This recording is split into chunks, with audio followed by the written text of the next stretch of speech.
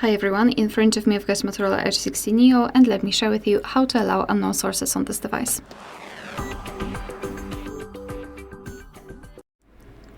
So let's start with opening the settings, and here we need to scroll and find the apps. Then scroll down and go to Special App Access.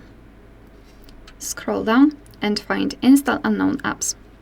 So right here we've got the list of apps which are allowed or not allowed to install some content, and of course we can change it. So let's pretend I'd like to download something from Chrome. So let's simply tap on it and tap on the switcher next to allow from the source. And as you can see, the Chrome is now allowed to install some content. Beware, because you're doing it on your own responsibility. Third-party apps aren't verified by the developer, so you may put your data and actually whole device at risk. So remember about that and choose the apps wisely. Of course, you can always remove previously granted permissions. Just tap on the app and tap on the switcher. And as you can see, the Chrome is not allowed to install anything. Alright, so that will be all. Thank you so much for watching. Please hit the subscribe button and leave the thumbs up.